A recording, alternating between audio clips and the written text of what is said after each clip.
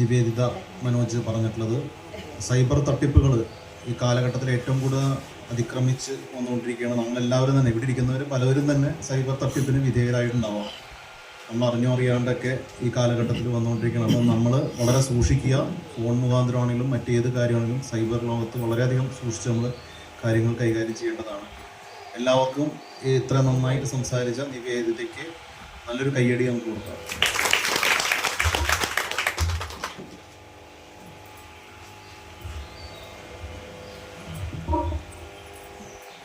പാപത്തിൽ നിന്നാണ് പാപവും പുണ്യവും ഉണ്ടാകുന്നതാണ് പൊതുവെ നമ്മുടെ ഒരു ഭാരതീയ കാഴ്ചപ്പാട്. പത്രത്തിൽ യാതൊരു പാപങ്ങളും ഇല്ലാതെ ശുദ്ധമായുള്ളൊരു ഉദ്ദേശബുദ്ധിയോടുകൂടി കർമ്മ മേഖലകളിൽ ഇടപെടുന്നവരായിരിക്കും പൊതുവെ ഊർജ്ജസ്വലമായിട്ട് എല്ലാ കാര്യങ്ങളും ചെയ്യാൻ, എന്തും ചെയ്യാനും പ്രാപ്തി മനസ്സും കാണിക്കുന്ന ആൾക്കാരെല്ലാവരും. അത്തരത്തിലൊരു വ്യക്തി രാവിലെ മുതൽ വീട്ടിലെ സുഖമില്ലാതിരിക്കുന്ന അമ്മയുടെ കാര്യങ്ങൾ തൊട്ട് ചെയ്ത് ഒപ്പം തൻ്റെ ജോലി മേഖലയിൽ പോയി ഒരുപാട് പേരെ SI-മാരായിട്ടും സർക്കാരിൻ്റെ വിവിധ മേഖലകളിലേക്ക് പിടിച്ചു ഉയർത്താൻ വേണ്ട എല്ലാവിധ സപ്പോർട്ടും കൊടുത്തുകൊണ്ട് വർഷങ്ങളായിട്ട് പ്രവർത്തിച്ചുകൊണ്ടിരിക്കുന്ന ഒരു വ്യക്തി. ഇനി അതിൻ്റെ ഇടയിൽ ആ ഒരു ഭാവമില്ല നമ്മുടെ ഈ പരിപാടിക്ക് വന്നാലും ഇന്നൊരു കാര്യം ചെയ്യാമോ എന്ന് ചോദിക്കുന്നതിന് മുമ്പ് തന്നെ ആ കാര്യം ചെയ്യാനുള്ള മനസ്സ് കാണിക്കുന്ന ഒരു വ്യക്തിയാണ് നമ്മുടെ അടുത്ത പ്രാസംഗിക. വർഷങ്ങളായിട്ട് ലക്ഷ്യ എന്ന് പറയുന്ന PSC കോച്ചിങ് സ്ഥാപനത്തിൽ ഒരുപാട് പേരെ സർക്കാർ മേഖലയിൽ നല്ല മികച്ച പൗരന്മാരെ വാർത്തെടുത്ത ശ്രീമതി ബിന്ദു മനോജിനെ എങ്ങനെ മത്സര പരീക്ഷകൾക്ക് വേണ്ടി തയ്യാറെടുക്കാമെന്ന വിഷയം അവതരിപ്പിക്കാൻ വേണ്ടി വേദിയിലേക്ക് ആർദ്രമായി സ്വാഗതം ചെയ്യും.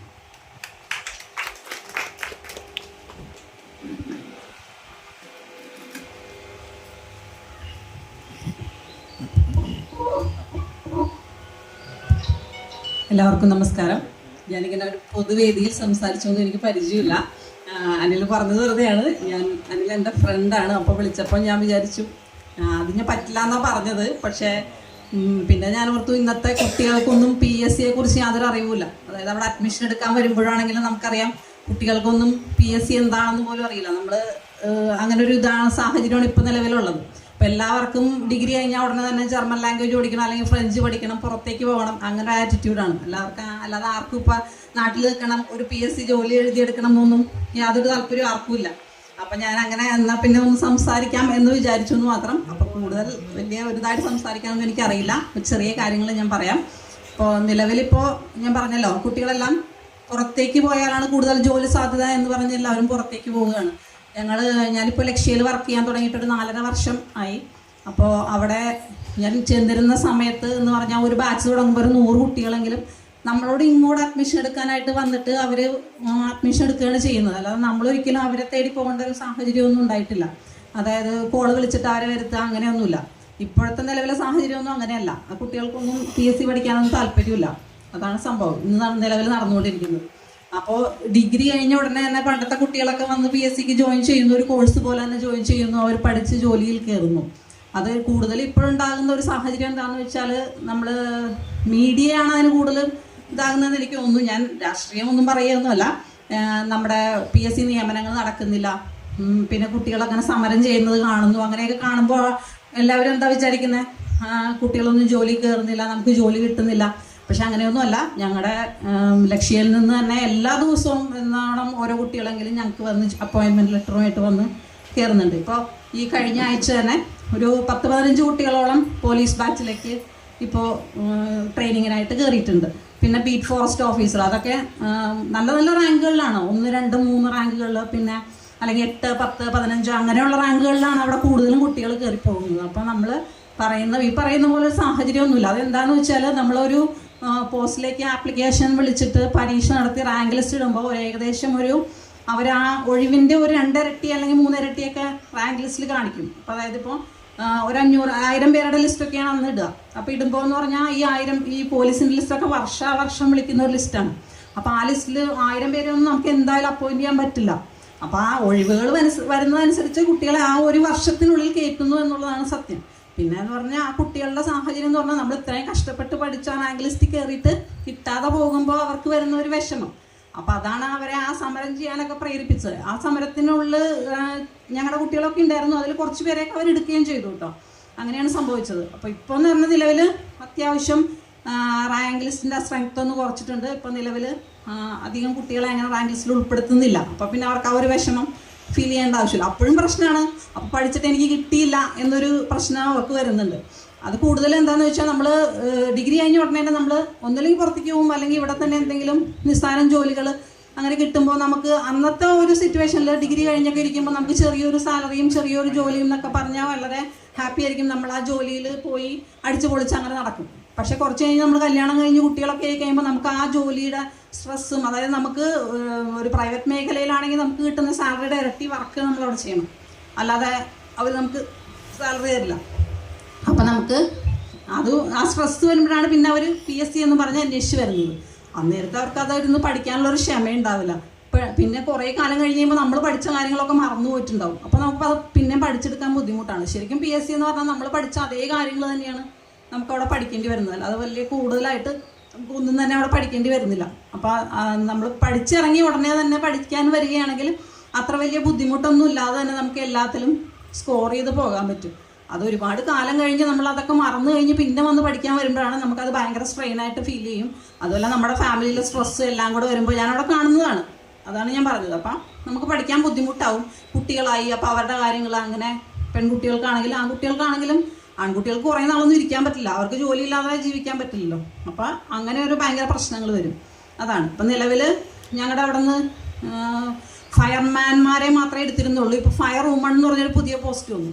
അപ്പോൾ ഫയർ വുമണിൽ ആദ്യത്തെ അഡ്വർടൈസ്മെൻറ്റ് വന്നപ്പോൾ, അതായത് നോട്ടിഫിക്കേഷൻ വന്നു കഴിഞ്ഞപ്പോൾ അതിൽ 10 വേക്കൻസികളോളമാണ് നമ്മുടെ ഇവിടെ ഉണ്ടായിരുന്നത്. ആ 10 വേക്കൻസിയിൽ 8 പേരും ഞങ്ങളുടെ ലക്ഷ്യം തന്നെയാണ് കയറിയത്. മനസ്സിലായോ? അപ്പം നമ്മൾ നിയമനങ്ങൾ നടക്കുന്നില്ല എന്നൊരു ന്യൂസ് വരുന്നത് അത്ര വലിയ ഇതായിട്ട് ഞങ്ങൾക്ക് ഫീൽ ചെയ്തിട്ടില്ല. ഞങ്ങളുടെ കുട്ടികളൊരു ഓൾമോസ്റ്റ് എല്ലാം തന്നെ പഠിക്കുന്നവർ, അത്ര കഷ്ടപ്പെട്ടിരുന്ന് പഠിക്കുന്നവരെല്ലാം തന്നെ ഓൾമോസ്റ്റ് എല്ലാവരും കയറി പോകുന്നുണ്ട്. പിന്നെ എന്ന് പറഞ്ഞാൽ കൂടുതൽ കുറച്ചൊരു ലക്കും കൂടെ വേണം നമുക്ക്, എന്നാലാണ് അത് കൂടുതൽ സ്കോർ ചെയ്യാൻ നമുക്ക് പറ്റുള്ളൂ. അതൊക്കെയാണ്. പക്ഷേ നല്ല നല്ല പോസ്റ്റുകൾ. പിന്നെ നമ്മൾ പറയുന്നത് എന്താണ്, പുറത്ത് പോയാൽ കൂടുതൽ സാലറി, അങ്ങനെ ഭയങ്കര കാര്യങ്ങൾ അങ്ങനെയൊന്നുമല്ല. ഇപ്പോൾ കഴിഞ്ഞ ദിവസം അവിടെ വന്ന കുട്ടി ഡിവിഷണൽ അക്കൗണ്ടൻ്റ് ആയിട്ടാണ് കയറിയത്. ആ കുട്ടിക്ക് 3-ാം റാങ്ക് ആയിരുന്നു.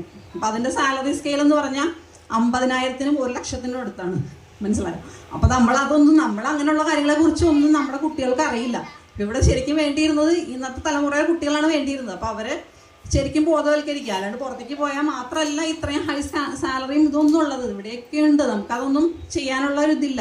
പഠിച്ചിറങ്ങിയ ഉടനെ തന്നെയാണെങ്കിൽ ഈ MCOM-ഉം BCOM-ഉം ഒക്കെ കഴിഞ്ഞ കുട്ടിക്കാണെങ്കിൽ ഈ ഡിവിഷണൽ അക്കൗണ്ടൻ്റ് എന്ന് പറഞ്ഞ പോസ്റ്റൊന്നും അത്ര വലിയൊരു ബാലികേറ മലയൊന്നുമല്ല. അവർക്ക് അവരുടെ ടോപ്പിക്കിൽ നിന്ന് തന്നെയാണ് ക്വസ്റ്റ്യൻ വരുന്നത്. പിന്നെന്ന് പറഞ്ഞാൽ പൊല്യൂഷൻ കൺട്രോൾ ബോർഡിൽ വിളിക്കും കെമിസ്ട്രി പഠിച്ചവർക്ക്. അവർ കെമിസ്ട്രി അവരുടെ പോർഷൻ തന്നെയാണ് ചോദിക്കുന്നത്. ഞങ്ങളുടെ അവിടെ കയറിയ കുട്ടി 8-ാം റാങ്കോടുകൂടി കയറി. ആ കുട്ടി കെമിസ്ട്രി പഠിച്ച കുട്ടി. അപ്പോൾ എന്താണ് പ്രശ്നം എന്ന് പറഞ്ഞാൽ, അത് ആ പഠിച്ച ഉടനെ തന്നെ വന്നിരുന്നു അതിൻ്റെ ടോപ്പിക്ക് തന്നെ പഠിച്ച് പെട്ടെന്ന് കയറുമ്പോൾ എന്താണ് ഒരു പ്രശ്നമില്ല. ആ കുട്ടിക്ക് അതൊരു വലിയ ബുദ്ധിമുട്ടൊന്നുമല്ല. ആ കുട്ടി അത് പഠിച്ച് കൃത്യമായിട്ട് 8-ാം റാങ്കോടുകൂടി തന്നെ ആ കുട്ടി ഫസ്റ്റ് ഇതിൽ അപ്പോയിൻമെൻറ്റ് കിട്ടി കയറിപ്പോയി. അപ്പോൾ നമ്മളെപ്പോഴും മനസ്സിലാക്കേണ്ട കാര്യം, കുട്ടികളെ നമ്മളെല്ലാം പറഞ്ഞ് ബോധവൽക്കരിച്ചാൽ മാത്രമേ, നമ്മളെപ്പോഴും നമ്മുടെ കുട്ടികൾ നമ്മുടെ കൂടെ വേണം എന്നാണല്ലോ നമ്മൾക്ക് ആഗ്രഹം, അല്ലേ? അപ്പോൾ ഇപ്പോൾ എൻ്റെ അനിൽ പറഞ്ഞ പോലെ എൻ്റെ വീട്ടിലെല്ലാവരും ഗവൺമെൻറ് ജോലിക്കാർക്ക് ആണ്. ഇവിടെ എല്ലാവർക്കും ഒരു ഒട്ടുമിക്കവർക്ക് അറിയായിരിക്കും. എൻ്റെ ചേച്ചി, അനിയത്തി, അങ്ങനെ ഞാൻ മാത്രമേ ഉള്ളൂ കയറാത്തത്. അപ്പോൾ എന്നതുകൊണ്ട് എന്താ, എൻ്റെ അമ്മയ്ക്ക് ഞങ്ങൾ 3 മക്കൾ അടുത്ത് തന്നെയുണ്ട്. എന്താവശ്യം വന്നാലും ഞങ്ങൾ 3 മക്കളും വരും, അല്ലേ? പക്ഷേ ഒട്ടുമിക്ക ഫാമിലികളിൽ ഇന്നത്തെ അവസ്ഥ അങ്ങനെയൊന്നുമല്ല. എല്ലാവരും പുറത്താണ്. അപ്പോൾ അവർ നമ്മൾ മക്കളെ ഇങ്ങനെ നോക്കിയിരിക്കേണ്ട ഒരവസ്ഥയാണ്. പക്ഷേ എനിക്കൊരു മോളേ ഉള്ളൂ. പക്ഷെ അവളുടെ ആറ്റിറ്റ്യൂഡ് എന്താണ്, അവൾക്ക് പുറത്തേക്ക് പോകണമെന്നാണ്. അതായത് എൻ്റെ ഹസ്ബൻഡ് 12 വർഷത്തോളം ഗൾഫിലായിരുന്നു. അപ്പം ഞങ്ങൾ വെക്കേഷന് ഗൾഫിൽ പോവും, പുള്ളിയുടെ അടുത്തേക്ക് പോകും. അപ്പോൾ അവിടെ അങ്ങനെ ഫ്ലാറ്റിലിരുന്ന് സുഖമായിട്ട് ഇരുന്ന് കണ്ടിട്ട് അവളോട് വരുമ്പോൾ പറയുന്നത്, അമ്മ ഇവിടെ എന്തോരം പണിയാണ്, അമ്മ രാവിലെ തൊട്ട് പണിയെടുക്കുന്നു, വൈകുന്നേരം ആയാലും അമ്മയുടെ പണി തീരുന്നില്ല. അവിടെയാണെങ്കിൽ എന്ത് സുഖമാണ്, ഫ്ലാറ്റിലാകുമ്പോൾ ഒരു പണിയില്ല, സുഖമാണ്, ഇത്രയും പണികളൊന്നുമില്ല. ഇവിടെ മിറ്റം അടിക്കണം, പറമ്പിൽ പണിയെടുക്കണം, പുല്ല് പറിക്കണം, അങ്ങനെ ഒരുപാട് പണികൾ അവൾ നോക്കുമ്പോൾ. അപ്പോൾ കുട്ടികളുടെ ഇന്നത്തെ ഒരു ആറ്റിറ്റ്യൂഡ് അങ്ങനെയാണ്. അവിടെയാണെങ്കിൽ പിസ്സ, ബർഗർ, അങ്ങനെ എന്തെങ്കിലും സാധനങ്ങൾ ഓർഡർ ചെയ്ത് അങ്ങനെയാണ് ഫ്ലാറ്റുകളിലൊക്കെ അവിടെയൊക്കെ കഴിക്കുന്നത്. അപ്പോൾ അവരുടെ ഒരു ആറ്റിറ്റ്യൂഡ് എന്ന് പറഞ്ഞാൽ കൂടുതൽ പണിയെടുക്കണ്ട, അവിടെയൊക്കെ പോയാൽ നല്ല സുഖമായിട്ട് ഇരിക്കാം. പക്ഷേ ഇപ്പോൾ അവിടെയും ഇതായി തുടങ്ങി. അതായത് ഞങ്ങളുടെ ഓണറുടെ അളിയനും ഭാര്യ അവിടെയാണ്. UK ഇപ്പോൾ അവിടേക്ക് പോകാൻ വിസ കൊടുക്കുന്നില്ല. അവർക്കിപ്പോൾ വിസിറ്റിങ്ങിന് പോകാൻ വേണ്ടി പോലും നോക്കിയിട്ട് ഇപ്പോൾ വിസ കിട്ടുന്നില്ല. പിന്നെ അവിടെ പഠിക്കാൻ പോയവർക്കാണെങ്കിൽ 1 വർഷത്തിനുള്ളിലൊക്കെ തന്നെ അവിടെ ജോലി നമ്മൾ സ്കോർ ചെയ്തില്ല എന്നുണ്ടെങ്കിൽ തിരിച്ചു വിടുകയാണ് അവർ. അങ്ങനെ പല പ്രശ്നങ്ങളും നമ്മൾ പുറത്തേക്ക് പോകുമ്പോൾ നമ്മൾ നേരിടുന്നുണ്ട്. അപ്പം നമ്മൾ അത് മനസ്സിലാക്കി കുട്ടികളെ, ഇപ്പോഴത്തെ കുട്ടികളെ നമ്മൾ പറഞ്ഞ് ബോധവൽക്കരിക്കുകയാണ് വേണ്ടത്. ഇവിടെ നമ്മുടെ ഗവൺമെൻറ് ജോലി എന്ന് പറയുമ്പോൾ എപ്പോഴും ഒരു സെക്യൂറാണ്. അത് കഴിഞ്ഞ് കഴിഞ്ഞാൽ ഇപ്പോൾ എൻ്റെ അമ്മയുടെ കാര്യം ഞാൻ പറഞ്ഞ പോലെ എൻ്റെ അമ്മയ്ക്ക് പെൻഷനുണ്ട്. എൻ്റെ അച്ഛനും ഗവൺമെൻറ് സർവീസിന് റിട്ടയർ ചെയ്ത ആളായിരുന്നു. അപ്പോൾ അച്ഛൻ്റെ പെൻഷനുണ്ട്. അപ്പോൾ അമ്മയ്ക്ക് ഞങ്ങളെ ആരെ ആശ്രയിക്കേണ്ട ആവശ്യമില്ല. അപ്പോൾ അതൊരു നല്ല ഇതായിട്ടാണ് ഞങ്ങളെയൊക്കെ എപ്പോഴും എൻ്റെ അമ്മ ഗവൺമെൻറ് ജോലിയിലായിരുന്നുകൊണ്ടാണോ എന്നറിയില്ല, ഞങ്ങളെയൊക്കെ അങ്ങനെ പറഞ്ഞ് പഠിപ്പിച്ചതുകൊണ്ടാണ് എല്ലാവരും അങ്ങനെ അതിന് വേണ്ടി തന്നെയാണ് ഞങ്ങളെല്ലാവരും പഠിച്ചിരുന്നത്. പക്ഷെ ഇന്നത്തെ കുട്ടികൾ കൂടുതലും പുറത്തേക്ക് പോകണം എന്നുള്ള ആഗ്രഹത്തിലാണ് പഠിച്ചുകൊണ്ടിരിക്കുന്നത്. അപ്പോൾ നമ്മൾ തന്നെ അവരെ പറഞ്ഞ് മനസ്സിലാക്കുക. നാട്ടിലും ഒരുപാട് ജോലി സാധ്യതകളൊക്കെ ഉണ്ട്, നമ്മളത് ശ്രദ്ധിക്കാഞ്ഞിട്ടാണ്. പിന്നെ PSC മാത്രമല്ല, PSC എന്ന് പറഞ്ഞാൽ കോച്ചിങ്ങിന് ചേർന്നിട്ടുണ്ടെങ്കിൽ നമുക്ക് വേറെ ഏത് മേഖലയിലേക്കും തിരിയാം. അതായത് കേന്ദ്ര ഗവൺമെൻറ് സ്റ്റാഫ് സെലക്ഷൻ എന്ന് പറഞ്ഞ സംഗതി എഴുതാനും നമുക്ക് ഈ PSC കോച്ചിങ് കൊണ്ട് പറ്റും. അതിൽ കൂടുതൽ കുറച്ച് മാത്സും അങ്ങനെയുള്ള കാര്യങ്ങളാണ് കൂടുതൽ, മെൻ്റൽ എബിലിറ്റിയൊക്കെയാണ് കൂടുതൽ വേണ്ടതെന്ന് മാത്രമേ ഉള്ളൂ. അല്ലാതെ നമ്മൾ ഈ പറയുന്ന പോലെ PSC പഠിച്ച് PSC ഇവിടുത്തെ ഈ ലോക്കൽ ജോലികൾ മാത്രമല്ല നമുക്ക് കിട്ടുന്നത്. സ്റ്റാഫ് സെലക്ഷൻ കേന്ദ്ര ഗവൺമെൻറ് ജോലിയൊക്കെ കിട്ടിയ റെയിൽവേയിലൊക്കെ വർഷാവർഷം നമ്മൾ വേക്കൻസികൾ വിളിക്കും. ഇപ്പം തന്നെ ഗ്രൂപ്പ് D എന്ന് പറഞ്ഞ പോസ്റ്റ് വിളിച്ചിരുന്നു. അതിൽ 32,000 വേക്കൻസിയാണ് അതിനകത്തുള്ളത്. അതായത് അതൊന്നും നമ്മുടെ നാട്ടിലുള്ള ആരും അറിയുന്നില്ല. നമ്മൾ ഇന്നാള് UPSC ചെയർമാൻ്റെ ഒരു ഇതുണ്ടായിരുന്നു. അപ്പോൾ അതിനകത്ത് പറയുന്നു കേരളത്തിലൊന്നും ആരും ഇതൊന്നും അപ്ലൈ ചെയ്യുന്ന പോലും ഇല്ല, ആരും അതിനുവേണ്ടി ശ്രമിക്കുന്നുമില്ല കയറാനായിട്ട്. കേന്ദ്ര ഗവൺമെൻറ്റിൽ ഒരുപാട് പോസ്റ്റുകൾ അങ്ങനെയുണ്ട്, കേരളത്തിൽ നിന്നും ആരും അതിനുവേണ്ടി ശ്രമിക്കുന്നില്ല എന്ന് തന്നെയാണ് അവർ പറയുന്നത്. അപ്പം നമുക്ക് PSC പഠിച്ചു കഴിഞ്ഞാൽ ഏത് മേഖലയിലേക്ക് നമുക്ക് തിരിയാം. പിന്നെ നമ്മൾ ഡിഗ്രി കഴിയുമ്പോൾ ഡിഗ്രി കുട്ടികൾക്ക് വേണ്ടി 2 മാസത്തെ അല്ലെങ്കിൽ +2 കഴിഞ്ഞ് കഴിയുമ്പോൾ 2 മാസത്തെ ക്രാഷ് കോഴ്സ് അങ്ങനെയൊക്കെ കൊടുക്കാറുണ്ട്. വളരെ അപൂർവം കുട്ടികളെ വരുള്ളൂ. ഇപ്പം നമുക്ക് എന്തായാലും ആ പഠിക്കുന്നത് GK കൊണ്ട് വേണമെങ്കിൽ ആ കുട്ടിക്ക് IAS IPS അങ്ങനെ എടുക്കണം എന്നാണെങ്കിൽ പോലും ആ ഒരു GK കൊണ്ട് അവർക്കൊരു ഗുണമേ ഉണ്ടാവുള്ളൂ, നമുക്ക് ആ മേഖലയിലേക്ക് തിരിയാൻ പറ്റും. അപ്പോൾ അതൊരു നല്ല കാര്യമായിട്ടാണ് എനിക്ക് ഫീൽ ചെയ്തത്. എൻ്റെ മോളാണെങ്കിൽ ഇപ്പോൾ BTechന് പഠിക്കുന്നു, കഴിഞ്ഞ് വന്നാലും അവളെ എനിക്കൊരു SSCക്കോ അല്ലെങ്കിൽ PSCക്കോ പഠിപ്പിക്കണം എന്നാണ് എൻ്റെ താല്പര്യം. പിന്നെ അവളതിന് നിൽക്കുമോ എന്നൊന്നും എനിക്കറിയില്ല. എന്തായാലും കൂടുതലും ഞാൻ അവളെ ബ്രെയിൻ വാഷ് ചെയ്യുന്നത് അങ്ങനെ തന്നെയാണ്. അപ്പോൾ നമ്മുടെ കൂടെ നമ്മുടെ മോളുണ്ടാവാന്ന് പറഞ്ഞാലല്ലേ നമ്മുടെ ഒരു ഭാഗ്യം എന്ന് പറയുന്നത്. അപ്പം ഞാൻ അങ്ങനെയാണ് ചിന്തിക്കുന്നത്. നിങ്ങൾ ഓരോരുത്തരും അതിനു വേണ്ടി ശ്രമിക്കുക, നമ്മുടെ കുട്ടികളെ അത് പറഞ്ഞ് ബോധവൽക്കരിക്കുക. ഒരുപാട് തൊഴിലവസരങ്ങൾ നമ്മുടെ ഈ കേരളത്തിലുണ്ട്, ഇല്ലാഞ്ഞിട്ടൊന്നുമല്ല. നമ്മളാരും അതിനു വേണ്ടി ഒന്നും അറിയാൻ പോലും മെനക്കെടുന്നില്ല.